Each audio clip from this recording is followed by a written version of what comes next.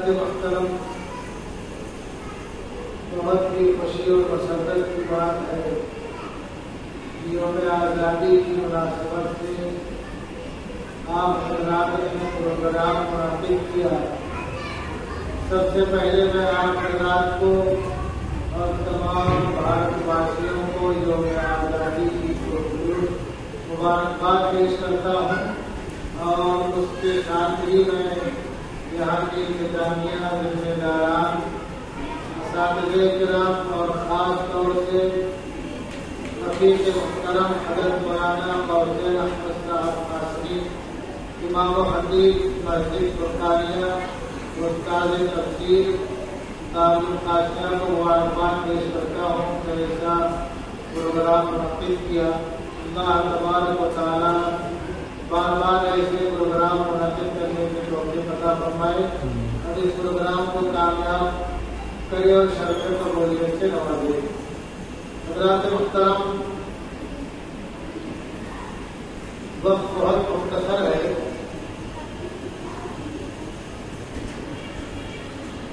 अगर दो जुमलों में बयान किया जाए तो ये है कि शुरू से आखिर तक मजरूर सुल्तानपुरी का शेर है, मैं अकेला ही चला था जाने मंजिल मगर, मैं अकेला ही चला था जाने मंजिल मगर, लोग आते गए और कारवां बनता गया। हमारे अहबाब, हमारे नौनिहाल और नई नस्ल और हमारे बच्चों को नहीं मालूम है कि जंग आज़ादी की शुरुआत कब से हुई है। हकीकत में जंग आज़ादी की शुरुआत 1754 में नवाब अली वर्दी खान ने अंग्रेजों को बहुत मजबूत टक्कर दिया और टक्कर ही नहीं दिया बल्कि फोर्ट वलीद पर कब्जा करके अंग्रेजों को हाथ से भगा दिया और फतेह हासिल की। तो नवाब अली वर्दी खान के बाद उनके नवासे हैं सिराजुद्दौला, जिन्होंने 1757 में कराची के मैदान में अपने 70,000 लश्करियों के साथ 13,000 अंग्रेजों का मुकाबला किया। लेकिन अफसोस, अपने ही लोगों की बेवफाई, अहद शिकनी और मुनाफिकत और निफाक की वजह से, खासतौर से मीर जाफर की गद्दारी की वजह से सिराजुद्दौला की इतनी भारी लश्कर को शिकस्त हुई और सिराजुद्दौला शहीद हो गए। उसके बाद मीर जाफर वहाँ का नवाब बनता है और उसको लोग मालूम करते हैं और फिर उसके दामाद को वहाँ का नवाब बनाते हैं मीर कासिम को। ये मीर जाफर को बाल बता दो आप लोगों की तोड़ की बीमारी में मुब्तला होकर के मरा। मीर कासिम जो उसका दामाद है, मीर जाफर का जो है नवाब बनता है, इसके अंदर भारतीय खून गर्दिश कर रहा था और मुसलमानों का खून उसके अंदर गर्दिश कर रहा था। उसने भी अंग्रेजों से मुकाबला किया, जिसको बक्सर की जंग कहते हैं। और बक्सर की जंग 1764 62 चलो 1764 में हुई है। तो ये हमारे जहन में बसा हुआ है कि जंग आज़ादी की शुरुआत 1857 से हुई है। ये हकीकत नहीं है, हकीकत 1754 से है। 1754, 1757 और 1764। फिर उसके बाद भारत की आखिरी चट्टान फतेह अली उर्फ सुल्तान टीपू शहीद ने, जिनको हम शेर मजदूर कहते हैं, श्रीरंगपट्टनम के मैदान में उससे पहले ही अंग्रेजों को बहुत ही जबरदस्त टक्कर दिया और उसके पहले की जंग में अंग्रेजों को शिकस्त भी हो गई। और फिर बाद में एक मौका ऐसा है कि सुल्तान टीपू शहीद को मुशारकत करनी पड़ी। 1799 में 4 मई को अंग्रेजों से मुकाबला करते हुए सुल्तान टीपू रहमतुल्लाह अलैहि शहीद हो गए। मौलाना मुहम्मद अली मियां रज़ी रहमतुल्लाह अलैह की ज़बान में सुल्तान टीपू वो पहले शख्स थे जिन्होंने ये भाग लिया था कि अंग्रेजों को भारत से भगाना बहुत जरूरी है। ये वजह है कि आखिरी वक्त में जब उनकी इस्लामी ने कहा कि जो है अपने आप पर रहम कीजिए, तो उन्होंने कहा था कि शेर की एक दिन की जिंदगी ईगल की 7 साल जिंदगी से बेहतर है। और कुरान की तिलावत करते हुए अंग्रेजों से मुकाबला करते हुए शहीद हो गए। मैं आपको बता दूं कि सुल्तान टीपू खाली बादशाही नहीं थे, अपने वक्त के कुतुब और गौस भी थे, वही कामिल थे। उनकी नमाज कभी तकबीर-ए-ऊला से नहीं बहुत होती थी और साहिब तरकीब थे। 1799 के बाद फिर अंग्रेजों के हौसले बुलंद हो गए और 1803 में ये समझो कि लालकिला में योगी जब लहरा गया। 1803 में सिराजुल शाह रहमतुल्लाह अलैह ने जिहाद का फतवा जो ऐलान कर दिया कि भारत जो है दारुल हर्ब हो गया है। मतलब क्या है कि हम हमारे लिए 2 रास्ते बचते हैं, या तो हिजरत कर जाए और या तो जिहाद करें। आपने फतवा था कि पूरे भारत के उलमा, तलबा, सुलहा, तमाम मुसलमान जो है कि दिलों में भारत को अंग्रेजों से निजात दिलाने का जज्बा मौजूद हो गया। और जितने उलमा के सब तकरीबन इससे मुत्तफिक थे कि अंग्रेजों को भारत से भगाना बहुत जरूरी है। चुनांचे 1824 के सैयद अहमद शहीद रहमतुल्लाह अलैह रहमतुल्लाह जब घर से वापस आए तो हजरत ने और उनके साथी और उनके शागिर्द और उनके जो है मुरीद हजरत शाह इस्माइल शहीद रहमतुल्लाह अलैह, इन दोनों हजरात ने मिलकर के बहुत बड़ी तहरीक चलाई और उस तहरीक में बहुत से उलमा, सुलहा, तलबा, मुसलमान के साथ हो गए। और 1829, 30 और 31 ये जिहाद करते हुए बालाकोट के मैदान पर ये दोनों हजरात शहीद हो गए 1821 में। मैं बीच में आगे कर दूं तो सैयद अहमद शहीद रहमतुल्लाह के हाथ पर इस दरमियान 3 लाख लोगों ने कलमा भी पढ़ा। तो टुकड़े किसके हुए? अपने बुजुर्गों के टुकड़े हुए। और शहीद कौन हुए? अपने बुजुर्ग शहीद हुए। मरे कौन? अपने पापा हुए। लेकिन तारीख में आमतौर से हमें ये बातें नजर नहीं आती है। 1831 के बाद ये जो मुहिम थी इस तरीके तहरीक शहीद है, ये मांग नहीं पड़ी। उलमाए साकिबपुर ने झंडे को उठाया और बहुत ही पुरजोश अंदाज में अंग्रेजों की मुखालफत करते रहे। उलमाए साकिबपुर से अंग्रेजों की नफरत का ये आलम था कि साकिबपुर को जब पूरे साकिबपुर को पटना में फैलना था, जबी बोझ करके उसको बराबर करके उसके बाद गधों के जरिए उस पर हल चलवाया। आपने तारीख में कभी नहीं सुना होगा कि गधों के जरिए हल चलवाया जाता है। क्यों चलवाया गधों के जरिए हल? उलमाए साकिबपुर की तौहीन करने के लिए और उनसे नफरत का इजहार करने के लिए।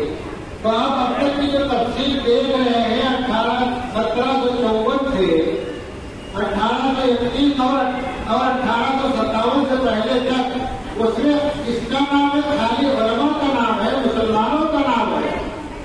और वो लोग जो कि बहुत ही शोर करते हैं, हल्ला दंगा करते हैं, नारे लगाते, कहीं उनका नाम नहीं आ रहा है। यही वजह है कि 1857 से पहले की जो तारीख है वो हमको न पढ़ाई जाती है न हमको बताई जाती है।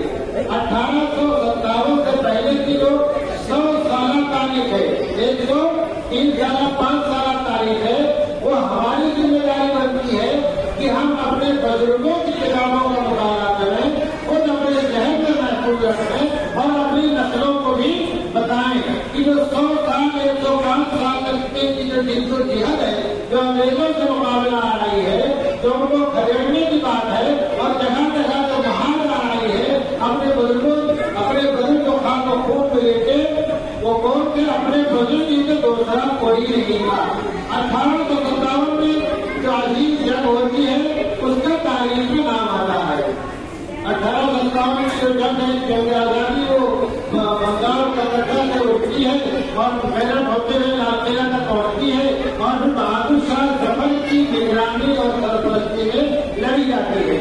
लेकिन सूर्य इत्तेफाक के 1857 में भी बहादुर शाह जफर के फौजियों को और मुजाहिदीन को शिकस्त हो जाती है।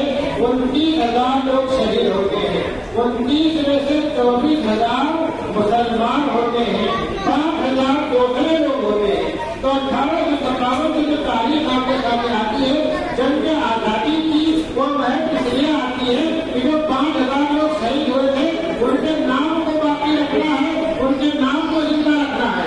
उससे पहले कहीं उनका नाम ही नहीं है, तो जब उनका नाम नहीं तो क्यों तारीख को बताएंगे आपको? आपकी कुर्बानी की तारीख को आपको क्यों बताएंगे? तो 1857 की जंग जो है शिकस्त हो जाती है। बहादुर शाह जफर जो है रंगून में नजर बंद कर दिए जाते हैं और बहादुर शाह जफर से अंग्रेज ने जो है मजाक में कहा था कि दमदमे में दम नहीं खैर मांगो जान की, दमदमे में दम नहीं खैर मांगो जान की, ऐ जफर ठंडी पड़ी अब शमशीर हिंदुस्तान की। तो बहादुर शाह जफर के शायर थे, इब्राहिम जोग उनके उस्ताद के अच्छे शायर थे। उन्होंने फौरन जवाब दिया, उन्होंने क्या कहा कि जब तलक बाजियों में बूढ़ है दी ईमान की, जब तलक बाजियों में बूढ़ है दी ईमान की, तख्त लंदन तक चलेगी तेज हिंदुस्तान की, तेज बोलते हैं तलवार को।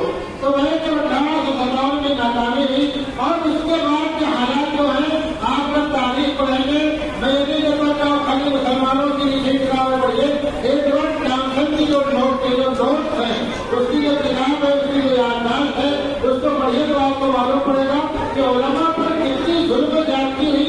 चांदनी चौक से लेकर के खैबर तक हर जगह पर उलमा की लाशें लटकी हुई थी, दिल्ली से मुरादाबाद तक हर शहर पर उलमा की लाशें लटकी हुई थी। और उलमा को बाद दफा इतनी सख्त सजाएं देते थे कि हम उसको सुन करके काम जाते हैं, ताबे से उनके बदन को काटते थे, आग में उनको जलाते थे, इस तरह की सजाएं देते थे। तो सब कौन थे? जैसे अपने असलाफ थे, अपने पुरखे थे, अपने बुजुर्ग थे, जिन्होंने इस अपने अजीज की आजादी के लिए इतनी बड़ी कुर्बानी दी। इसी को शायर बोलता है, गुलिस्तान को खून की जब जरूरत पड़ी, गुलिस्तान को जब खून की जरूरत पड़ी, सबसे पहले गर्दन हमारी ही कटी। अब ये हमसे कहते हैं ये चमन हमारा है, तुम्हारा नहीं। इससे पहले की तारीख देखेंगे आप, कहीं नहीं नाम हो जाता है, 1857 के बाद नाम आना शुरू होता है। तो सारी कुर्बानी अपनी है, सारे अपने बुजुर्ग जो है शहीद हुए हैं।